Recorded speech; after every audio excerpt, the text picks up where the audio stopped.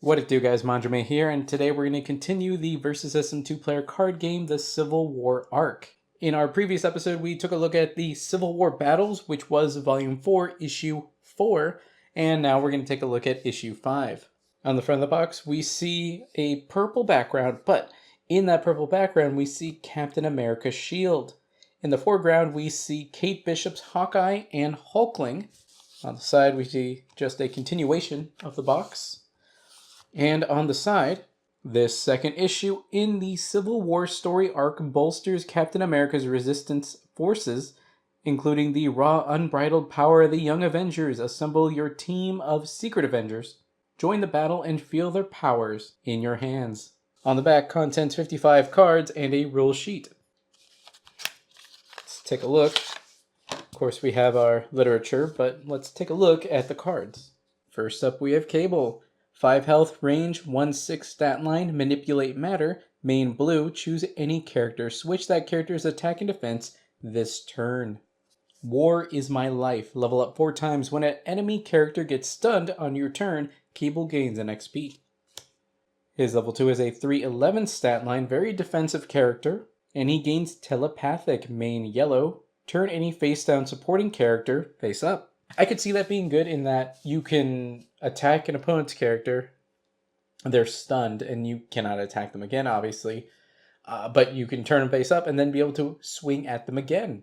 Next up, we see Luke Cage with his 6 health, 3/4 stat line, the Bernstein process, main green. Luke Cage can't be struck this turn. Street level, level up 5 times. When Luke Cage enters melee combat with at least one character without flight, he gains an XP. His level 2 has an 8/5 stat line and Sweet Christmas. Main red, ready Luke Cage and put a +1/1 counter on him. He can use this power any number of times each turn, so pretty cool. Next up, we have Storm, the last character, who has 5 health, flight, and a 2/5 stat line. I'm a mutant. When an enemy character with flight appears, put a -1/1 counter on it. From a long line of African priestesses. Level up 1 time. At the end of your turn, if there's at least one blue, yellow, green, and red basic location on your side, she gains 1 XP, and that 1 XP turns her into her level 2. Where she has a 9/5 stat line, she retains I'm a mutant, but gains I'm a goddess. Main each color, wound each enemy character with flight, then stun each enemy character without flight. Onto the supporting character lineup, we first have Multiple Man, 1 cost, 1 health, 2/1 stat line, Swarm, and Kinetic Duplication. At the start of your main phase, you may search your deck for a copy of Multiple Man and put him onto your side. So it's free, but once they start going into your KO pile, it's not like you can get them back from there.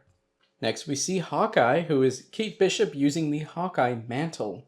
2 cost, 1 health, range, and a 3/2 stat line. Has quick draw. While Hawkeye is range attacking, enemy characters can't strike her.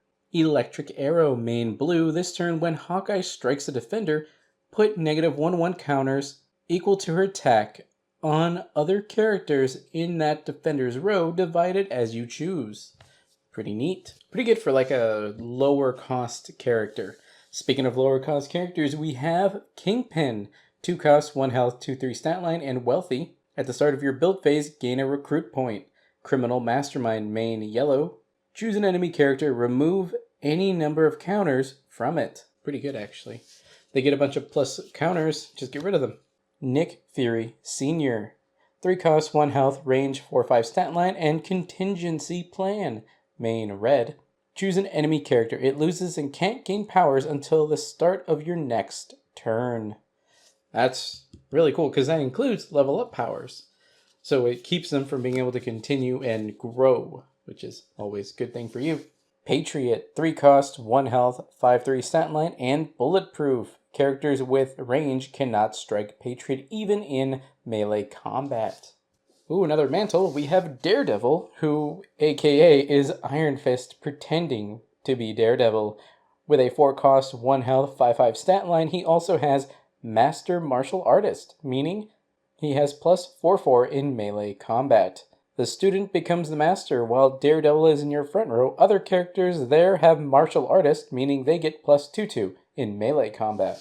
Really good to give some of the weaker ones pretty decent attack, and if you're team attacking, boy, you're going to have a really strong martial arts battle.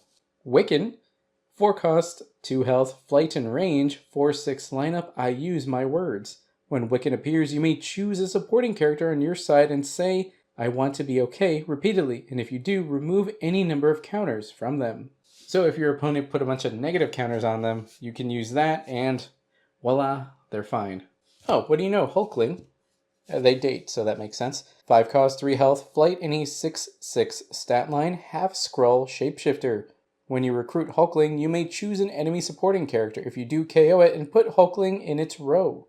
I don't know how good that is. I mean, obviously, if you replace him with someone who's super, like, way better than him, then yeah, sure, that makes sense, because you get rid of theirs and then he goes over to their side. But he has 3 health, which is pretty high, and he has 6/6 stat line and as well as flight, so he's actually pretty good. Now, it says you may choose an enemy supporting character and KO it and then put him over there. So I guess you can just choose not to do that. I'm not really sure how usable that power is. Oh, here's a cool one. We have Solo. Solo has 5 cost, 1 health, range, 10/5 stat line, special forces operative. He can only attack main characters, which, you know what, fair because he's so strong and fairly cheap. Teleport. At the end of your turn, you may put him into your hand, so that'll help keep him alive, quote unquote, or at least out of the KO pile. Now, I guess this isn't the original Vision because, again, he's using a mantle, so maybe this is like a rebuilt Vision or something. 6 cost, 2 health, flight and range with a 4/8 stat line, physical disruption. If Vision would strike an enemy supporting character in melee combat, you may have him wound that character instead. Ooh, here's a big boy. We have Doctor Strange. 7 cost, 2 health, flight with an 8/10 stat line, the least amount of blood.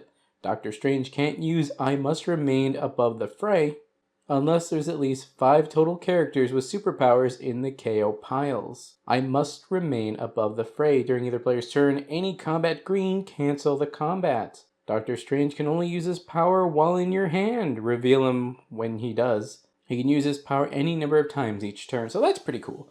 I remember the first set had Think Again. I think it's called Think Again, where it's a plot twist, either player's turn, combat, cancel the combat. So that's a similar thing to that, I guess. But either way, cool to see a hand trap supporting character be a thing. Also, he's pretty strong by himself, so he has double utility to be able to do that, although it will cost you the power, but still pretty neat. Onto the plot twists, we have Nightmare Scenario, one of a kind. Meaning you can only have one in your deck, and you're going to see there's only one here. Build, search your deck for a supporting character with a superpower, reveal it, and put it into your hand. So that's just a search one, get one, that's good. You know, it replaces itself. Electron Scrambler.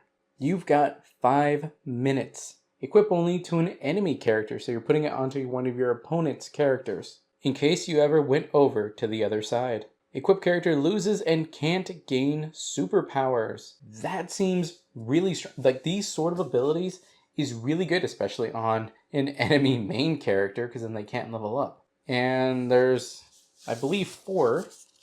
Yes, there are. There's 4 of these, and you can totally disrupt your opponent and keep them at bay, unable to power up and become a more powerful version of themselves. For example, if you want to keep Storm from leveling up, you are dealing with something with a 2/5 stat line versus a 5/9. 5/9 obviously is going to be harder to beat.